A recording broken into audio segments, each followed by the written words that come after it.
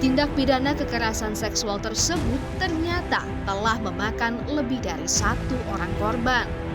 Keluarga pasien. Ini pasien. Ini modusnya sama atau gimana? Modusnya sama. Oh, itu tempatnya sama ya? Dan Sama. Hanya berbeda. Yang pertama tanggal 10 Maret, yang kedua tanggal 16 Maret. berarti sebelum kejadian yang ketiga ini ya? Ini kan akan dilakukan pemeriksaan dengan alasan uji anestesi dan sebagainya, itu dia membawa pasien itu sendiri. Pada awalnya dia pasien sama-sama keluarganya. Jadi pada saat dilakukan oleh pemeriksaan oleh pelaku ini dibawa sendiri ke TKP yang sama. Tak cuma mahasiswa PPDS Kedokteran, seorang guru besar Fakultas Farmasi Universitas Gadjah Mada, Edi Meyanto, dipecat karena diduga melakukan pelecehan seksual terhadap mahasiswanya. Dosennya itu Ibu Rektor sudah memutuskan untuk memberhentikan, ada SK Rektor. Tetapi untuk memberhentikan sebagai PNS dan juga ingat, guru besar itu bukan dari universitas ya, tapi dari pemerintah. Makanya kemudian akhirnya ada disangka.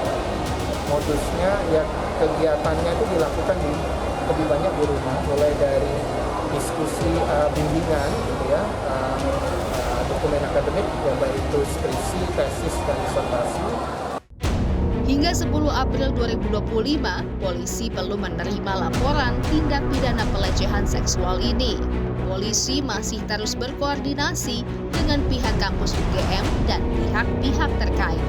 Bahwa sampai saat ini tanggal 10 April 2025 belum ada laporan polisi yang masuk baik itu di Polda maupun di Polres.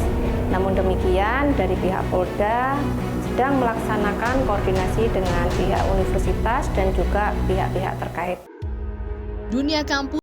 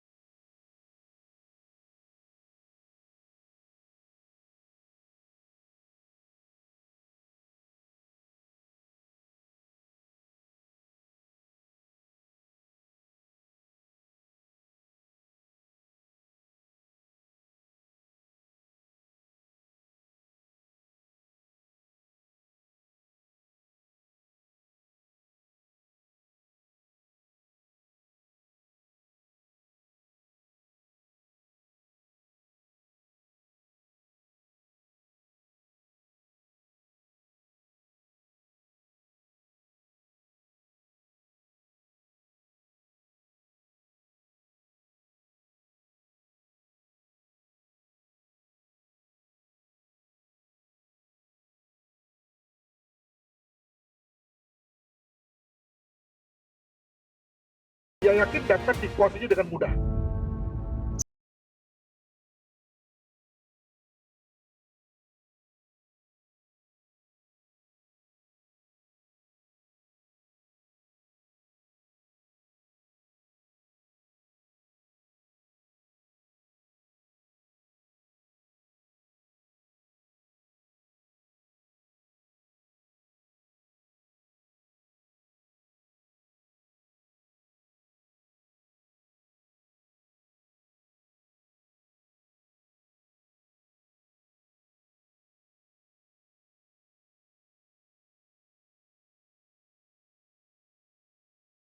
Ketentuan mengenai pemberatan bagi pelaku adalah bisa diberlakukan jika pelaku itu merupakan tenaga medis atau tenaga kesehatan, kemudian tenaga pendidik, pejabat publik atau tenaga profesional lainnya yang harusnya gitu ya secara kewenangan dia memiliki kesempatan, memiliki kewenangan tanggung jawab untuk memberikan pelindungan, pemulihan dan lain sebagainya gitu. Jadi ini bisa dilakukan pemberatan sepertiga.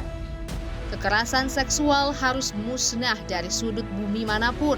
Nah, saya adalah di Komisi 8 mendorong agar supaya adanya perbaikan sistem, baik di rumah sakit, perguruan tinggi, ataupun lembaga-lembaga terkait begitu ya, khususnya terkait dengan pelaksanaan Undang-Undang TPKS yang saat ini sedang kita kuatkan.